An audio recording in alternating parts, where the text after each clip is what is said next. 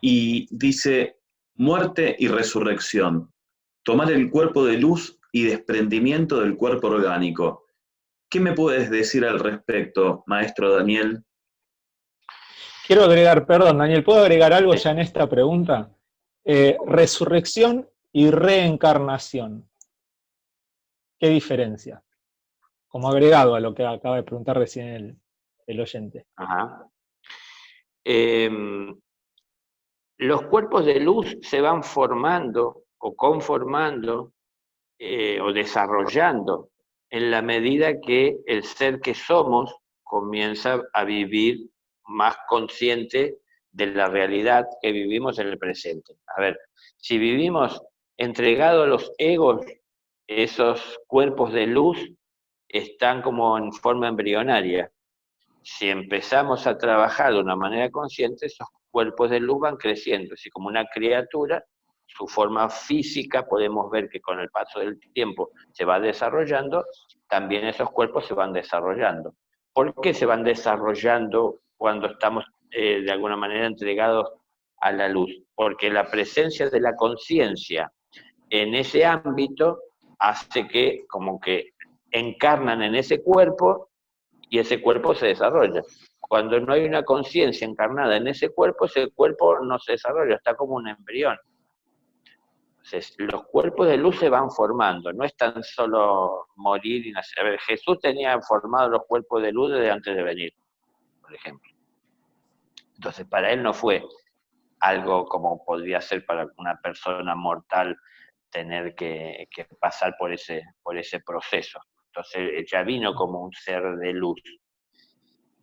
Hay una parte de todo esto que es inalcanzable para la humanidad, porque estamos hablando de un maestro de maestros, pero no tenemos que tomar esa parte, sino que tenemos que tomar la parte que nos corresponde. Tenemos que ver que esta respuesta o esta pregunta está orientada hacia la búsqueda de un conocimiento o de obtener una información que está en lo que hace a la realidad de experiencia muy alejada de poder ser alcanzada por la mayoría de los seres humanos, ¿no? Entonces, la resurrección.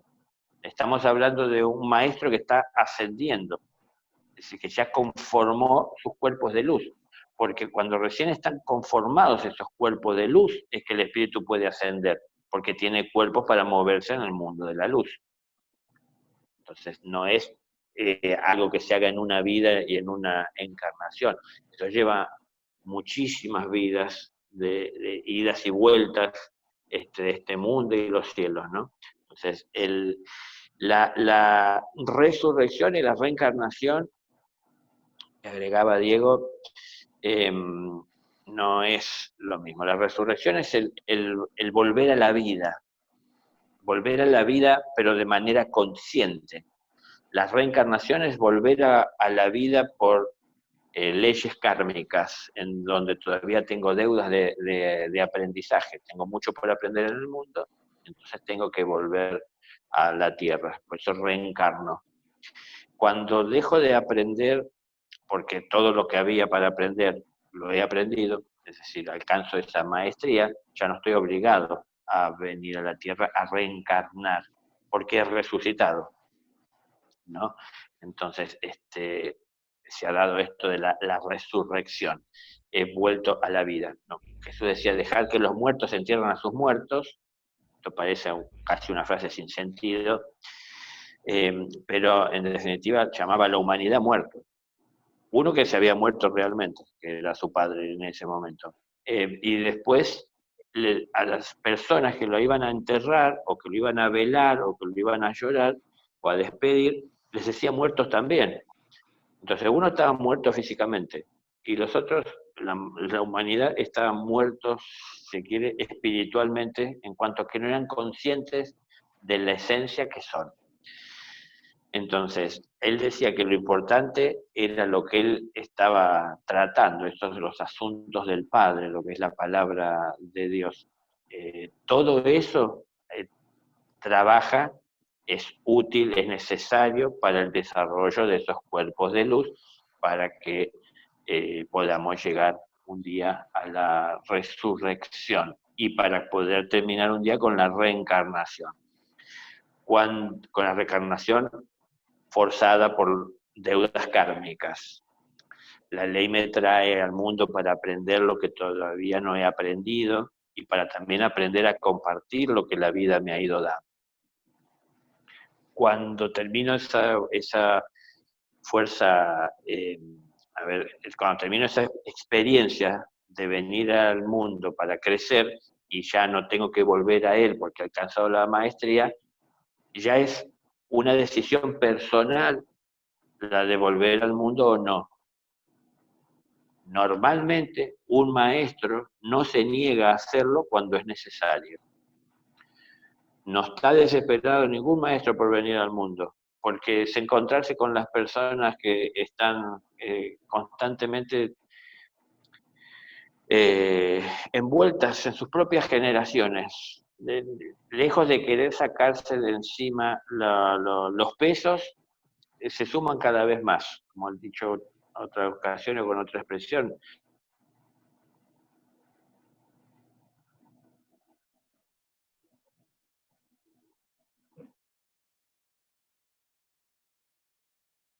Que no escucho. Es decir, el maestro puede guiar, busca de guiar a las ovejas, busca de conformar un rebaño, uniendo a las ovejas, pero es difícil encontrarlas. Entonces, cuando verdaderamente es necesario, viene. Quiero decir esto porque no es que él se niegue a venir, no se niega a venir, ningún maestro se niega a compartir lo que la vida le ha dado y el amor que hay en su corazón con el que necesita. Lo que pasa es que podemos ver que hay mucha necesidad en el mundo, pero lo que no ve la mayoría de las personas, porque se sienten que tienen buena onda o buena energía o son positivos, lo que no ven que hay muy poca disposición. Entonces, están pensando que va a ser una parte mágica todo esto, ¿no? De la de que si un maestro viene, nos cambia la vida. No, hace 2000 años vino y para que no nos siga cambiando la vida, lo mandamos de vuelta con el Padre. Entonces, no es que la gente está dispuesta. Entonces, a ver, hoy hay muchos cristianos que darían la vida por Jesús, pero hace 2000 años no hicieron mucho ruido para evitar que muera. Hasta los propios apóstoles lo negaron.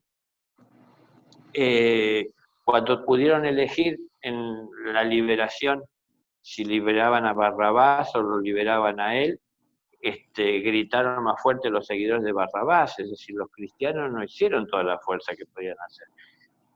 Hoy tampoco hay mucha claridad con todo esto, ni hay mucha fuerza. Hay mucho, a ver, que haya millones de personas perteneciendo a una religión o siguiendo supuestamente las enseñanzas que Cristo dejó, no quiere decir que sean cristianos. Es decir, un cristiano es un seguidor de Cristo. Un seguidor de Cristo es aquel que busca llevar adelante sus enseñanzas, no aquel que adora sus enseñanzas. Eso es un adorador. Pero el que sigue las enseñanzas es el que busca llevarlo a la práctica. No importa con lo que se encuentre. Jesús no daba paso atrás cuando se encontraba con alguien poseído y le invadían sus temores y se daba la vuelta y se cuestionaba si lo hacía, si no lo hacía, si correspondía, si era un karma. Y amorosamente iba y quitaba el demonio o llevaba la vista al ciego, es decir, llevarle lo que la otra persona necesita, siempre con amor. Entonces, la resurrección es solo posible cuando a través en la vida cotidiana ir llevando adelante las verdades que vamos reconociendo que en el mundo hay que vivir, o por las cuales hay que vivir o dar la vida, esto va conformando esos cuerpos de luz. Se conforman esos cuerpos de luz, es posible la resurrección. Es decir, se abandona el cuerpo y la forma física y se tiene una forma ya desarrollada para que se pueda expresar el ser en un mundo más sutil, o aún en el caso de lo que hizo Jesús. En realidad lo que hizo Jesús fue concreto, pero como símbolo de una realidad de crecimiento interior. ¿no? Porque las personas no van a levantarse de las tumbas, eso es de las películas zombies. Es decir, no se trata de redimir el cuerpo físico de esa manera. Sí lo estamos redimiendo el cuerpo físico en la medida que comenzamos a seguir la luz de nuestro corazón que nos marca el camino a transitar. Entonces empezamos a ser cada vez más considerados con las sugerencias amorosas de nuestro corazón y empezamos a dejar de prestarle tanta atención a los impulsos que vienen de nuestro ego, que nos conducen a atender y a distraernos con las cosas materiales pasajeras que nos prometen un placer o satisfacción también pasajeros, ¿no? Entonces, la resurrección es posible cuando se sigue un camino de iluminación y de renunciación, y bueno, como hablábamos antes, con esas estrellas de 5 puntas, ¿no? Cuando se sigue al amor, cuando se encarna la compasión, cuando se tiene la comprensión, cuando se tiene la sabiduría, cuando se está dispuesto a hacer el sacrificio que sea necesario. Es decir, todo eso posibilita la resurrección y termina con la reencarnación. Entonces ya la encarnación no la fuerza, la deuda kármica, los jueces, sino que es una opción, a la cual, vuelvo a repetir, un maestro no se niega, pero tampoco encarna porque sí. Un maestro está viendo que hay necesidad en todo el mundo, pero también está viendo que la mayor parte del mundo que necesita no está todavía en condiciones de recibir de él, no están abiertos a recibir esas enseñanzas. Si bajara un maestro de los cielos a decir las cosas que los cielos tienen para decir, la gente le responde, ya pasó hace 2000 años, siempre pasa lo mismo, aferrándose a los libros que tienen, los cuales dicen que es palabra de Dios. Hace 2000 años a Jesús lo perseguían porque cuestionaba, decían ellos, el Antiguo Testamento. Hoy la gente lo defiende a Jesús porque el Nuevo Testamento está a partir de él y el Viejo también es parte de esas escrituras que muchas religiones tienen, pero en definitiva cuando viene alguien a traer algo que es nuevo, pasaron 2000 años, lógicamente que hay otras verdades para sacar a la luz y mucha gente va y se aferra al libro.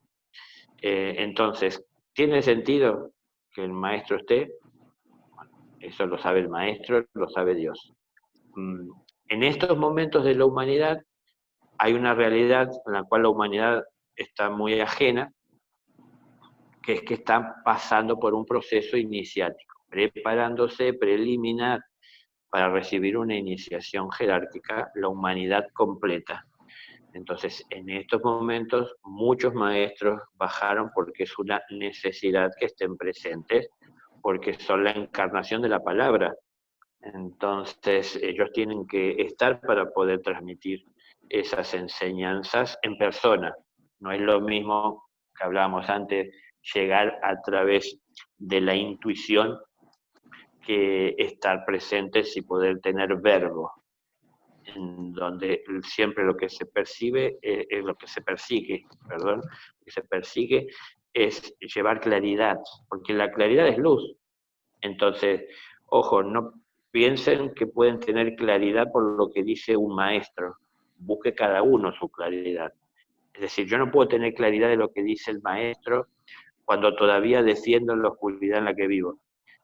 Entonces, si me agarro del libro, pero a la vez quiero escuchar lo que me está diciendo la luz, se crean en mí contradicciones, ¿no? Entonces, eso me hace más difícil este tránsito de búsqueda de autosuperación, porque está la luz que persona me habla, o decir, o cercana a mí expresándose, que puede ser desde un maestro, o me aferro yo a los libros los cuales comparto con muchas otras personas y los cuales es algo de lo que tengo en común con tantos otros. Entonces, hay muchos rebaños en el mundo que se dedican a leer libros. Hay poco rebaño conformado de creadores, es decir, conformado por la imagen y semejanza del creador. aquellos que van entendiendo, que crean la realidad en la que viven, que crean el futuro por el cual tienen que transitar un día en un presente, ¿no? Entonces son pocos los que están viviendo esa realidad y son muchos los que se aferran a lo antiguo y confían en que con leer basta. Pero vuelvo, yo esto siempre se lo dejaré claro y lo repetiré. El día del juicio no es examen oral. No importa que se sepan de memoria las escrituras, es la obra. ¿No? Y vuelvo a usar, que varias veces lo dije, son palabras del Padre. Si yo a mis hijos no les pregunto a qué religión pertenecen, lo que les pregunto es cuál es tu obra. Entonces, es la obra. No importa si pertenecen a alguna religión que tiene nombre, si no pertenecen a ninguna porque lo han decidido, ¿cuál es la obra? No importa. Claro. Entonces, la verdadera y única religión es el amor de Dios. No importa, y yo lamento tener que ponerle un nombre, porque esto lo tenemos que sentir, ¿no? Lamento tener que poner un nombre porque sé que el nombre limita, crea estructura. Todavía en las mentes de las personas estructuradas, las personas que son de corazón abierto no sienten como una estructura.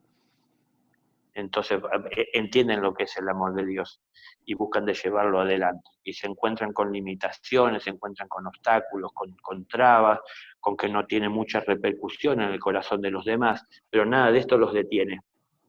Y es el ejemplo que daba Jesús constantemente. Él no marchaba mirando para otro lado, siguiendo sus propios intereses. Veía el dolor de sus hermanos, ¿no? Entonces él iba a tratar con todo esto. Y como tantas cosas que quedan como enseñanza, aún clavándole los clavos, él decía, perdónalo, Señor, porque no saben lo que hacen.